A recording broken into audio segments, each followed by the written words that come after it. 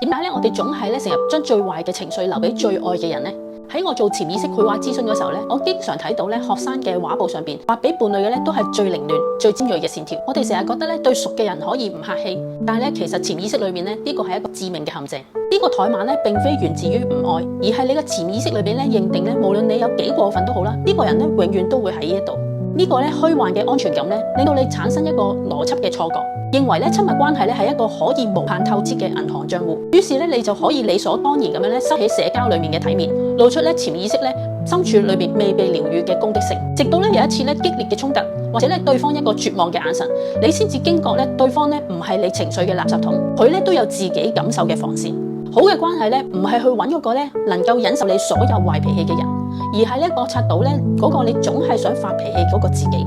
唔好讓潛意識咧去搞禍你嘅幸福。今晚咧試下咧放低嗰個理所當然嘅防禦，俾愛你嘅人咧一個真實同埋溫柔擁抱。你嘅感情裏邊咧係咪都藏住一啲咧你睇唔見嘅線條呢？你可以留言111做一個潛意識繪畫測試。